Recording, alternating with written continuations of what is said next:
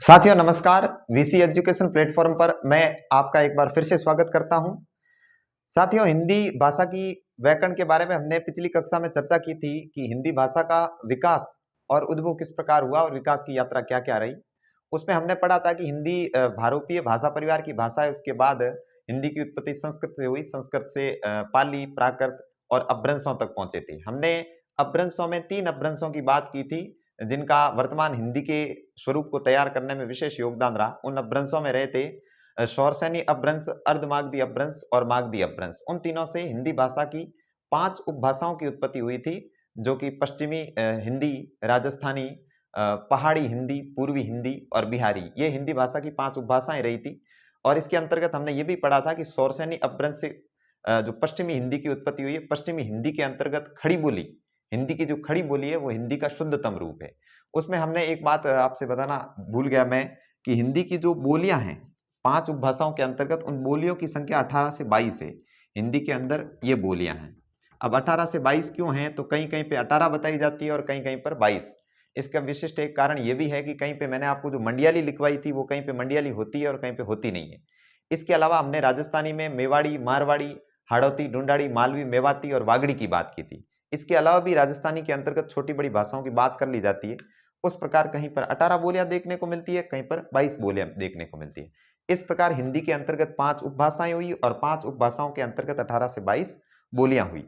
पिछली कक्षा में हमने इसके अलावा हिंदी भाषा के लिए हिंदी जो शब्द है, हिंदी शब्द की उत्पत्ति किससे हुई, तो इस संबंध में हमारा मत था कि अरबों ने जिस समय सिंधु को पार करके भारत में प्रवेश किया, वो भारत में अपभ्रंशों से हिंदी के विकास का मतलब शुरुआती काल था। तो उस समय उन्होंने सिंधु नदी के आसपास के लोगों के लिए हिंदू शब्द का प्रयोग किया और उनकी भाषा के लिए हिंदी और हिंदवी का प्रयोग किया।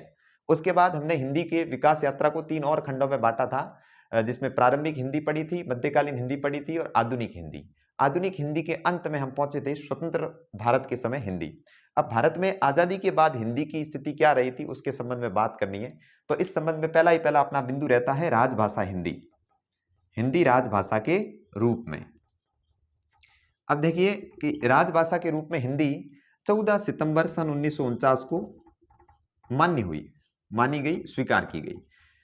सन 1949 के 14 सितंबर को राजभाषा के रूप में हिंदी को स्वीकार किया और इस दिन को हम आज हिंदी दिवस मनाते हैं।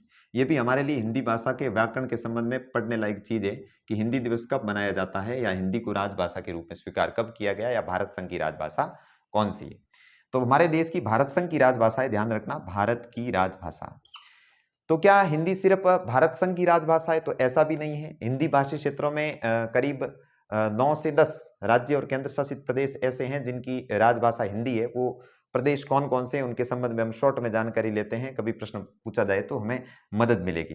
देखिए उनमें उत्तर भारत से शुरू करते हैं कि पहला ही पहला उत्तराखंड, यूके में लिखूंगा और उत्तर प्रदेश को यूपी लिखूंगा। उत्तराखंड, उत्तर प्रदेश, मध्य प्रदेश, राजस्थान, अपना राजस्थान, राजस्थान की भी राजभाषा हिंदी है। उसके बाद हरियाणा, हरियाणा में जो हमने की पश्चिमी हिंदी में बांगरू भाषा पढ़ी थी वो हरियाणवी है, उस प्रभाव के कारण यहाँ की भी राजभाषा हिंदी है। अब देखिए झारखंड, बिहार, छत्तीसगढ़, ये भारत के राज्य हैं जिनकी राजभाषा हिंदी है। और इसके अलावा 2 केंद्र शासित प्रदेश है जहां की राजभाषा भी हिंदी है। एक है दिल्ली और दूसरा है अंडमान निकोबार, अंडमान निकोबार। साथियों, भारत का ये वो क्षेत्र है जहां पर हिंदी भाषी लोग रहते हैं और भारत में पूछा जाता है कि हिंदी भाषी लोग कितने हैं, तो भारत में हिंदी भाषियों की जनसंख्या है 45%। 45% भारतीय हिंदी भाषी है। यह सवाल भी कई बार पूछा जाता है कि भारत में करीब कितने लोग हिंदी भाषी हैं, तो या तो लगभग आधे कहा जाता है, या 1/2 कहा जाता है, या फिर 45% कहा जाता है। अब 45% भारतीय जो हिंदी भाषी हैं वो किन क्षेत्रों में रहते हैं, तो वो याद रखने के लिए इन राज्यों के नाम याद रखना और देख लेना कि मध्य से उत्तर तक का जो भाग है वहां के लोग हिंदी भाषी है। दक्षिण में महाराष्ट्र और गुजरात में वहां की क्षेत्रीय भाषाएं आ जाती है, जो कि मराठी और गुजराती है। उत्तर में पंजाब में पंजाबी आ जाती है। इस प्रभाव के कारण भारत के इस क्षेत्र में मुख्य रूप से हिंदी बोली जाती है और इन राज्यों और केंद्र शासित प्रदेशों की राजभाषा जो है हिंदी है। 45% जो भारतीय हिंदी भाषी है, इस प्रश्न को याद रखना, इस संबंध में हम आगे बात करेंगे। देखिए, भाषा के भारत की भाषा के मतलब हिंदी भाषा के संबंध में राजभाषा की बात हो चुकी है और आगे जो बात बची है वो है भारत की राष्ट्रभाषा। भारत की राष्ट्रभाषा। किसी देश की राष्ट्रभाषा वो होती है जिसमें उस देश के बहुत सारे लोग उस भाषा को पढ़ते, लिखते हो, जानते हो, समझते हो। यानी कि ये रहता है कि किसी देश की कुल जनसंख्या का अगर 2/3 भाग किसी भाषा को पढ़ता, लिखता और समझता हो और कम से कम 3/4 हिस्सा यानी कि 3/4 भाग उस भाषा को मात्र समझता हो, यानी लिखना, पढ़ना सब कुछ नहीं जरूरी है, लेकिन कम से कम समझता हो। अगर कोई भाषा इन तीनों दोनों शर्तों को पूरा करती है, इसके अलावा उसका विशुद्ध व्याकरण हो और उस भाषा में विपुल साहित्य की रचना की गई हो, बहुत सारी कविताएं, कहानियां इत्यादि उसमें लिखी गई, ये शर्तों को पूरा करे तो कोई भाषा राष्ट्रभाषा बनती है। लेकिन अभी तक भारत में कोई भी भाषा इस शर्त को पूरा नहीं कर पाई, क्योंकि आप यहां देख सकते हैं कि मात्र 45% भारतीय जो है हिंदी भाषी है। अतः भारत संघ की या भारत देश की कोई भी अभी तक राष्ट्रभाषा नहीं है। लेकिन हिंदी भाषा का भारत के सांस्कृतिक विरासत में जो प्रतिबिंब दिखता है या वर्तमान में हिंदी भाषियों की जो संख्या दिखती है, इसे अनुमान लगाया जा सकता है कि अगर भावी भारत की कोई राष्ट्रभाषा होगी तो वो हिंदी होगी। राष्ट्रभाषा के संबंध में बात क्लियर रहे कि भारत की अभी तक घोषित राष्ट्रभाषा कोई नहीं है। हिंदी का स्थान स्वतंत्र भारत में राजभाषा के रूप में रहा है और इसको स्वीकार 14 सितंबर सन 1949 को किया है। पहली बार जब हिंदी को इस दिन स्वीकार किया, इसीलिए इसको हम हिंदी दिवस के रूप में मनाते हैं। बाकी ये क्षेत्र है जहाँ पे हिंदी बोली जाती है और इन राज्य और केंद्र शासित प्रदेशों की राजभाषा भी हिंदी है। चलिए बात करते हैं आगे। भारत के संविधान में हिंदी भाषा की क्या स्थिति है, संविधान में हिंदी को कहाँ रखा गया। तो देखिए, बात हम इतनी तो कर चुके हैं कि हिंदी भारत की राजभाषा है, तो राजभाषा के रूप में किस स्थान पर इसको स्थान मिला है। तो देखिए, संविधान में हिंदी, संविधान में हिंदी राजभाषा के रूप में। अब देखिए, भारतीय संविधान के भाग 17 में इंपॉर्टेंट क्वेश्चन है कि हिंदी को राजभाषा के रूप में किस भाग में स्वीकार किया गया। तो वो संविधान का भाग है 17। संविधान के 22 में से 17वें भाग में हिंदी को राजभाषा में स्वीकार किया, रूप में स्वीकार किया गया है। यहाँ पे 343 से लेकर 351वें अनुच्छेद तक, इन अनुच्छेदों में भारत संघ की राजभाषा के संबंध में बात की गई है, जहां पर हिंदी भाषा और उसकी देवनागरी लिपि, ध्यान रखना हिंदी भाषा के साथ साथ इसकी देवनागरी लिपि को भी संविधान में स्थान दिया गया है कि हिंदी भाषा और उसकी देवनागरी लिपि को भारत संघ की राजभाषा घोषित किया जाता है या माना जाएगा। तो ध्यान रखने की बातें यह है कि हिंदी भाषा को संविधान के किस भाग में राजभाषा बनाया गया, तो भाग 17 रहता है। कौन से अनुच्छेद में, अगर एकमात्र अनुच्छेद की बात आए तो ये ध्यान रखना है 434। याद नहीं रहे तो ऐसा करना, इसकी संख्या पूरी मतलब जोड़ है वो 10 होती है, 3 और 3 6, 6 और 4 10, क्योंकि संविधान में 243, एक तो 143 और सिर्फ 43 ऐसे कई अनुच्छेद हैं जिनके बीच में हमें भूलने की आदत रह जाती है या भूल जाते हैं। 343 और इसका योग होता है 10, ये बात याद रखनी। उसके बाद देवनागरी लिपि को भी हिंदी भाषा के साथ जोड़कर रखना कि राजभाषा जब हिंदी को स्वीकार किया गया तो उसके साथ देवनागरी लिपि को हिंदी भाषा की अधिकृत या मानक लिपि के रूप में स्वीकार किया गया। इसके अलावा देखिए, संविधान में बात पूरी नहीं होती है। पहली बात तो यह है अनुच्छेद वाली, और दूसरी है 8वीं अनुसूची। अक्सर हमने सुना है कि संविधान में कौन सी अनुसूची अनुसूचित भाषाओं के लिए अधिकृत है, यानी भारतीय संविधान में जिन जिन भाषाओं को राजभाषा नहीं, संवैधानिक भाषाओं का दर्जा दिया, राजभाषा नहीं, केवल संवैधानिक भाषा दर्जा दिया गया, उनको कौन सी अनुसूची में शामिल किया, तो वो रहती है 8वीं अनुसूची। इसमें प्रारंभ में 14 भाषाएं थी और वर्तमान में इसमें संशोधनों के बाद कुल 22 भाषाएं हैं जिनमें हिंदी शामिल है। ध्यान रखना, 8वीं अनुसूची में भी हिंदी शामिल है। इस पर हम जोर इसलिए दे रहे हैं क्योंकि इनमें अंग्रेजी नहीं है और इसमें अपने राजस्थान की जो क्षेत्रीय भाषा है अपनी राजस्थानी, उनको मान्यता अभी तक नहीं मिली है। तो 8वीं अनुसूची की 22 भाषाओं में से एक भाषा हिंदी भी है, यहाँ पे संस्कृत को भी स्थान मिला है। तो संविधान में हमारी भाषा हिंदी का ही स्थान रहता है कि भी 8वीं अनुसूची में इसको शामिल किया गया है और भारत संघ की राजभाषा के रूप में इसको दर्जा दिया गया है। तो आजाद भारत में हम संविधान और व्यवहार के रूप में बात करें तो हिंदी की स्थिति ये रहती है। इसके साथ ही हिंदी के संबंध में हमारी करीब करीब बात पूरी हो जाती है कि हिंदी भाषा के रूप में इसका उद्भव और विकास की कहानी। फिर हमारा रहता है अगला टॉपिक लिपि। इन बातों को आप जो इंपॉर्टेंट क्वेश्चन है ये बड़े ही शॉर्ट में लिखवाए मैंने, इसकी कहानी को कम से कम समय में पूरा करने की कोशिश की है क्योंकि ये कहानी लंबी है और यहाँ से सवाल कम पूछे जाते हैं लेकिन पूछे जरूर जाते हैं, इसलिए मैं जितना कम कर सकता था उतना किया और एक भी प्रश्न इसके पीछे नहीं रखा है मैंने। तो आपके लिए लाभदायक ये होगा कि जितने चीजें मैं लिखवा रहा हूँ, व्याख्या कर रहा हूँ, उसको आप नोट्स के रूप में उतार कर रख लेवें और फिर कभी भी आप व्याकरण पढ़े तो उससे पूर्व इन बातों को जरूर ध्यान में रखें। सिलेबस में ये टॉपिक लिखे हुए नहीं आते हैं, लेकिन प्रश्न इनसे अनिवार्य रूप से पूछे जाते हैं। इसी के साथ अपना इसी टॉपिक का जो सब टॉपिक है वो रहता है लिपि। लिपि किसको कहते हैं? सर्वप्रथम हम लिपि की परिभाषा पर जाएंगे कि लिपि कहेंगे किसको। देखिए साथियों, संसार में जितनी भी भाषाएं, उनका आरंभ एक ध्वनि के साथ होता है। जैसा कि मैं उच्चारण कर रहा हूं तो ध्वनियां आपको सुनाई दे रही, लेकिन सोचिए कि हम अभी तक लिखना नहीं सीखे, तो कोई भी व्यक्ति जो ध्वनि निकाल रहा है उसके लिए लेखन के लिए क्या करना पड़ेगा? चिन्हों का निर्माण करना पड़ेगा कि अगर मैं ध्वनि निकालता हूं क, तो क के लिए एक निश्चित ध्वनि चिन्ह का प्रयोग कर लिया। जैसे क का सर्वप्रथम मान लो कि मैंने ही इसके लिए क का ऐसा चिन्ह प्रयोग कर लिया। फिर मेरे कंठ से निकलती है र ध्वनि, तो र के लिए मैंने ये चिन्ह फिक्स कर लिया। जिन्होंने प्रारंभ में लिपि का विकास किया, उन लोगों की प्रारंभिक जो लिपि होती थी वो थी भाव चित्रात्मक लिपि, यानी वो भावनाओं के चित्रों को बना बनाकर अपनी जो बात है वो दूसरों तक पहुंचाते थे। अर्थात लिपि का विकास भाव चित्रों से हुआ है, चित्रों से हुआ है, अगर ये भी हम कहें तो उसमें भी कुछ गलत नहीं है। यानी कि ध्वनियों के लिए जो निश्चित चिन्ह बनाए गए, उन चिन्हों के समूह को हम क्या कहेंगे? लिपि कहेंगे। इस प्रकार हिंदी की लिपि की जो परिभाषा है वो निकल कर आती है कि भाषा की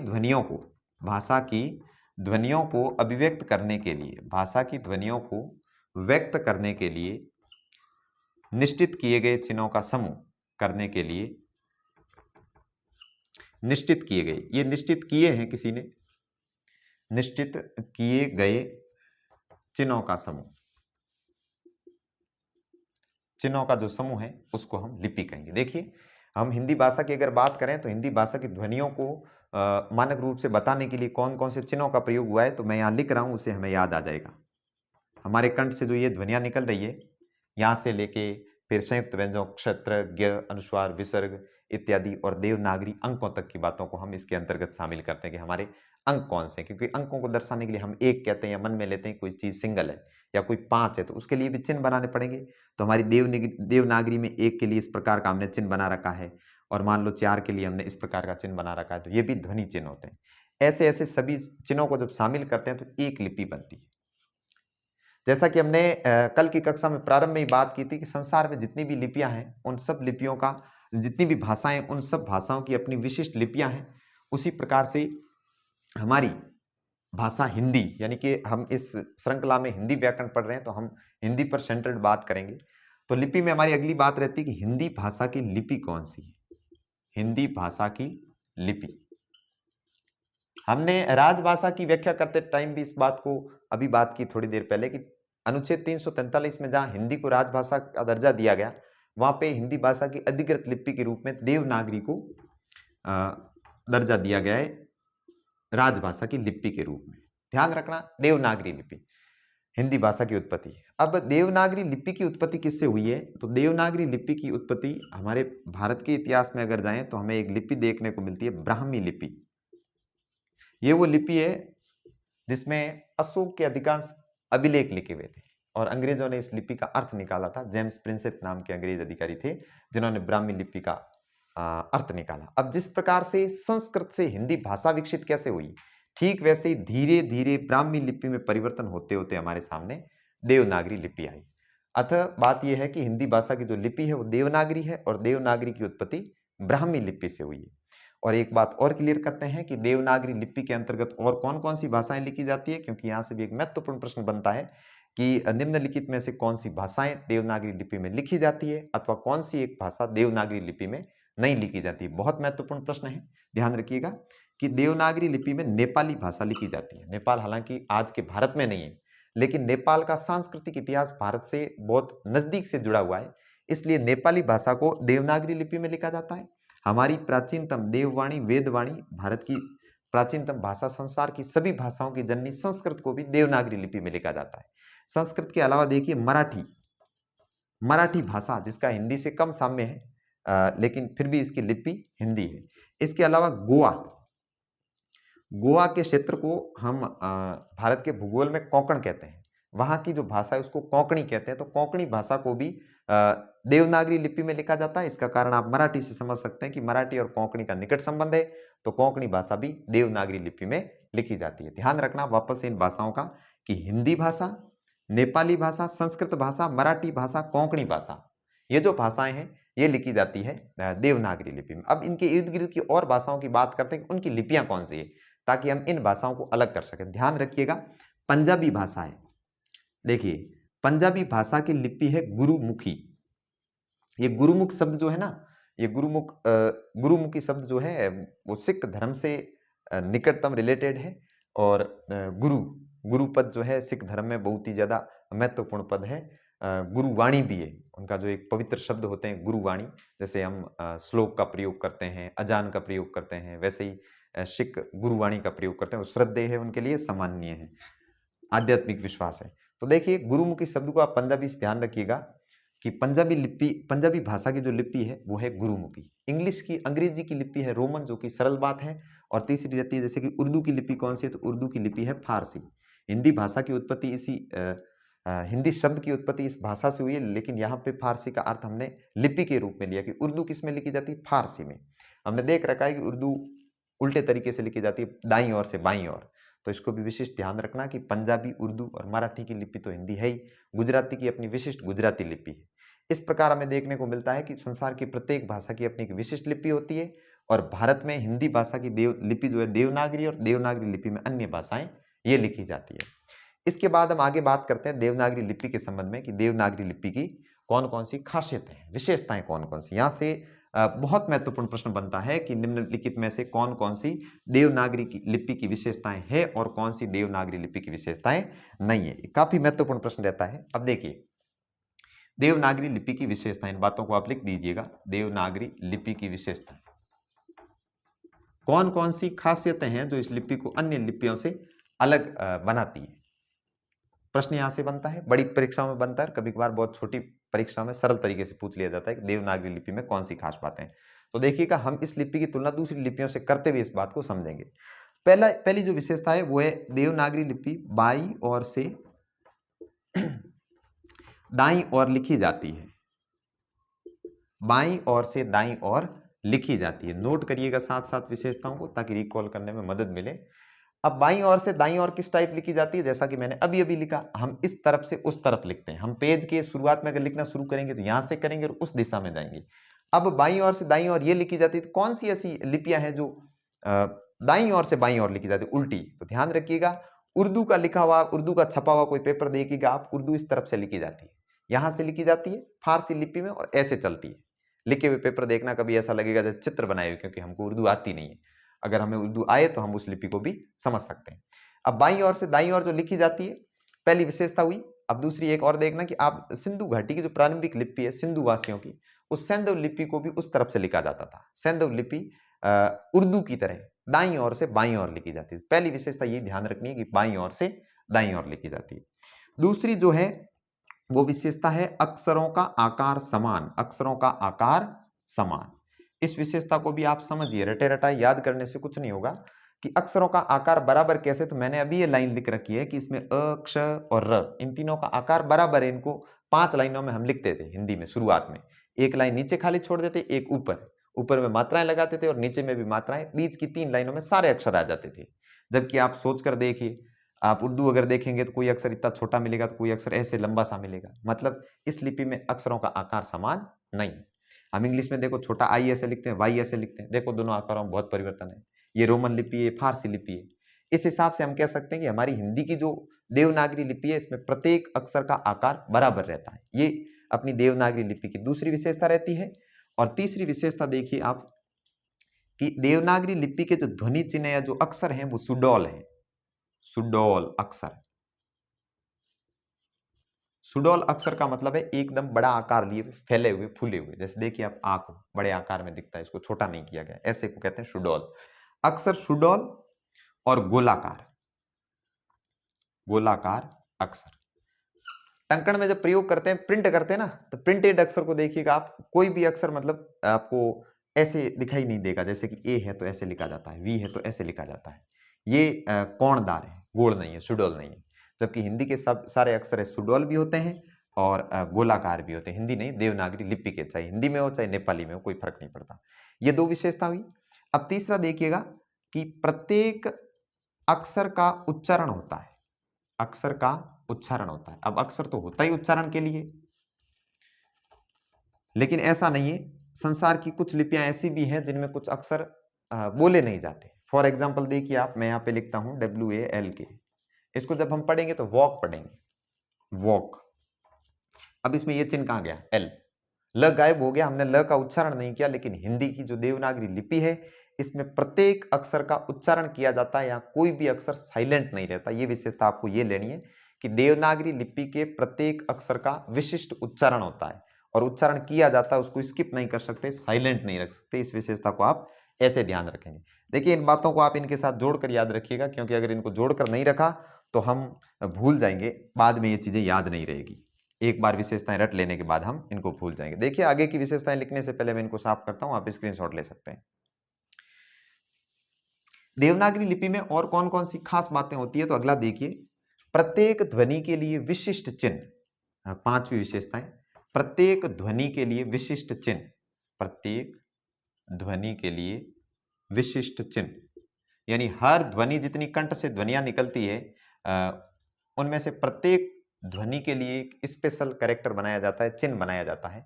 कैसे, तो देखिए, अगर हम क को बोल रहे हैं तो क के लिए हम ये फिक्स चिन्ह बनाएंगे।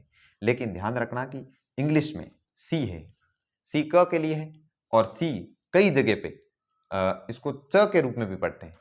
तो एक अक्षर और उसकी ध्वनियों के उच्चारण दो, लेकिन इसको हम हमेशा क ही पढ़ेंगे, कभी इसको च नहीं पढ़ेंगे। और दूसरी चीज एक और रहती है कि एस ई को भी हम ज पढ़ते हैं, जे से भी ज बनता है, जेड से भी ज बनता है। अब इनमें थोड़े थोड़े फर्क होते हैं उच्चारण, लेकिन हिंदी में ज के लिए एक ही अक्षर आता है, देवनागरी के लिए ये जो विशेषता है इस बात को हमारे सामने व्यक्त करती है कि संसार की बाकी लिपियों में प्रत्येक ध्वनि के लिए विशेष चिन्ह हो या ना हो, देवनागरी के लिए ये फिक्स है। और प्रत्येक ध्वनि के लिए एक विशिष्ट चिन्ह, और दूसरी विशेषता इसके साथ ही लिख दो कि प्रत्येक चिन्ह का विशिष्ट उच्चारण, प्रत्येक चिन्ह का विशिष्ट उच्चारण। देखिए, इसका उदाहरण हम च स से समझेंगे कि अपने 5 प्रकार के स रहते हैं, जिनको हम भाषा के उच्चारण की अशुद्धता के कारण इनको अलग अलग पढ़ते हैं, स। अब देखिए, इनको एक जो देवनागरी लिपि या हिंदी का ज्ञाता नहीं है वो इनको समझ नहीं पाएगा, लेकिन सबको स कहेगा। लेकिन ध्यान रखें कि हिंदी भाषा की लिपि के हिसाब से ही हम इनमें से प्रत्येक का विशिष्ट उच्चारण करते हैं। ये च रहता है, ये छ रहता है, ये श है, ये स है, और ये स है। पूरे स की ध्वनि के साथ, हवा के साथ इसको बोला जाता है। पांचों का विशिष्ट उच्चारण है, जबकि मिलते जुलते हैं। अब इनके लिए इंग्लिश में कॉपी करके देखो, इसके लिए सी एच बनता है, इसके लिए C H H H H बनता है, और इसके लिए देखो एस एच, इसके लिए भी एस एच, इसके लिए एस। क्या फर्क रहा, करीब करीब ये दोनों सेम, और इसमें भी उसी स का प्रयोग हुआ जिसका इसमें हुआ, अलग नहीं है, विशिष्ट नहीं है। जबकि हिंदी में हमने पांचों, देवनागरी में पांचों के उच्चारण के लिए अलग अलग विशेष चिन्ह बनाए। ये अपनी हिंदी की देवनागरी लिपि की अगली विशेषता रहती है कि प्रत्येक ध्वनि के लिए विशेष चिन्ह है और प्रत्येक चिन्ह के लिए विशेष उच्चारण है। इनको अलग दूसरों के साथ मिलाया नहीं जा सकता। अगली एक दो और विशेषताओं के साथ हम आज की अपनी क्लास को समाप्त करेंगे कि लिखने में हिंदी जो है सरल है, लिखने में देवनागरी सरल है, लिखने में सरल, कंप्यूटर हेतु उपयुक्त, कंप्यूटर के लिए उपयुक्त। हमने संस्कृत को भी कई बार देखा है कि संगणक के लिए संस्कृत भाषा उपयुक्त है, टंकण के लिए उपयुक्त। टंकण का मतलब होता है टाइप करके प्रिंट करने में, उसमें टंकण का मतलब है टाइप, और मुद्रण का मतलब होता है प्रिंट करना। तो टंकण और मुद्रण के लिए भी उपयुक्त। इसके साथ हमारी देवनागरी लिपि की विशिष्ट विशिष्ट विशेषताएं पूरी होती है कि देवनागरी लिपि की भारत में स्थिति क्या है, हिंदी भाषा के साथ कैसा जुड़ाव है, और इसकी में कौन कौन सी विशेषताएं पाई जाती है। साथियों, भाषा, लिपि और व्याकरण के संबंध में हमने जितनी बातें की है, उनसे संबंधित प्रश्न अक्सर परीक्षाओं में पूछे जाते हैं, और यहाँ से छोटे छोटे प्रश्न हमें कई बार, अगर हम इन बातों पर ध्यान नहीं दें तो धोखा दे जाते हैं। अब हमारी छोटी सी बात एक व्याकरण पर रही है, जिसको हम 2 मिनट में खत्म करते हैं। व्याकरण क्या होता है, तो व्याकरण को अक्सर हम हर भाषाओं में पढ़ते हैं। इंग्लिश का अपना ग्रामर है, संस्कृत का व्याकरण पढ़ना पड़ता है, और हिंदी का व्याकरण पढ़ना है। वैसे ही संसार में भाषा ही वही है जिसका एक निश्चित व्याकरण हो। पर बात यह रहती है कि व्याकरण होता क्या है, व्याकरण में क्या किया जाना होता है। तो हम व्याकरण के सरल शब्दों में परिभाषा देखते हैं कि किसी भी भाषा को शुद्ध रूप से लिखने, शुद्ध रूप से पढ़ने और शुद्ध रूप से समझने समझाने के लिए जिन नियमों का प्रयोग करते हैं, उन नियमों के शास्त्र को हम व्याकरण कहते हैं। तो व्याकरण सरल शब्दों में क्या हुआ? शास्त्र। शास्त्र का मतलब होता है ज्ञान देने वाला ग्रंथ। अब शास्त्र किसका? तो नियमों का शास्त्र, नियमों का शास्त्र। अब नियम किसके?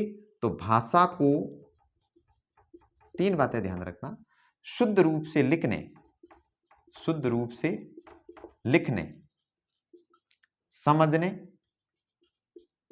बोलने और समझाने। इन तीनों बातों को याद रख लेना आप, चार की जरूरत नहीं है। कि व्याकरण वह शास्त्र है जिसमें नियमों का समूह है, जिनके सहारे हम किसी भाषा को शुद्ध रूप से लिख, समझ और बोल सकते हैं। संसार की सभी समृद्ध भाषाओं का अपना विशिष्ट व्याकरण होता है। और एक बात हमने की थी कि हिंदी के व्याकरण का बहुत कुछ मेल संस्कृत के व्याकरण से होता है, क्योंकि हिंदी की उत्पत्ति जो है संस्कृत भाषा से हुई। अब हिंदी का व्याकरण, हम वैसे की विशिष्ट भाषा हिंदी पढ़ रहे हैं, तो हिंदी का व्याकरण क्या है? तो आगे की सारी कक्षाएं हमारी हिंदी के व्याकरण के इर्द गिर्द ही घूमेगी। तो हिंदी के व्याकरण को पहली यहाँ से सवाल बनने लायक ये होता है कि तीन भागों में बांटा गया है और तीन भागों में बांटकर इसको स्पष्ट किया जाता है। इन तीनों को भाग कहा जाता है। हिंदी व्याकरण के भाग या फिर वर्ग, कितने वर्गों में बांटा गया है? तो ये रहते हैं संख्या में तीन। कैसे कैसे? वर्ण विचार, शब्द विचार और वाक्य विचार। शब्द विचार और वाक्य विचार। छोटा सवाल पूछने को यहां से भी पूछा जा सकता है कि हिंदी भाषा को कितने भागों में या वर्गों में विभाजित किया, हिंदी भाषा को नहीं, हिंदी व्याकरण को, और इनमें से कौन से विचार के अंतर कौन सी बातें पूछी जाती है। निम्न में से कौन सा है जो हिंदी भाषा का, हिंदी व्याकरण का विभाग नहीं है, हिंदी व्याकरण का भाग नहीं है। बस व्याकरण के बारे में हमें इतनी बात करनी है और बाकी के आगे हम व्याकरण के टॉपिकों को पढ़ेंगे। साथियों, इसी के साथ हमारा भाषा, लिपि और व्याकरण का टॉपिक समाप्त हुआ। अगर इससे संबंधित कोई और विशेष बातें हैं तो हिंदी की हमारी आगे की लंबी यात्रा में जैसे जैसे याद आएंगे हम स्पष्ट करते रहेंगे। लेकिन मेरी ऊपर ऊपर की समझ से कि हम शॉर्ट से शॉर्ट में हम इस टॉपिक को कैसे पूरा कर सकें, भाषा, लिपि और व्याकरण को, और मेरी समझ से यहाँ से अच्छे प्रश्न बनेंगे और इन पर अगर आप पकड़ रखेंगे तो आगे की हिंदी व्याकरण के टॉपिक करने में आपको मदद मिलेगी। जैसा कि हमने हिंदी के पाठ्यक्रम पर बात की कि आप हिंदी भाषा को अच्छे से पढ़ने के लिए उसको दो भागों में डिवाइड करेंगे, तो मैं आशा करता हूं कि आप अभी तक व्याकरण पढ़ने के साथ साथ शब्द संपदा पर भी ध्यान देते रहेंगे। साथियों, ये सलाह रहेगी मेरी कि अगर आप मेरे साथ जुड़कर एक बार हिंदी व्याकरण को पूरा पढ़ते हैं तो आप शब्द संपदा पर, शब्द भंडार पर बहुत अच्छा ध्यान देंगे। जितना महत्व व्याकरण के नियमों को देंगे, बराबर उतना ही शब्द भंडार को देंगे। इसी के साथ मैं आज की अपनी कक्षा समाप्त करता हूं। मिलेंगे हम व्याकरण के अपने प्रथम टॉपिक वर्णमाला के साथ। तब तक के लिए धन्यवाद।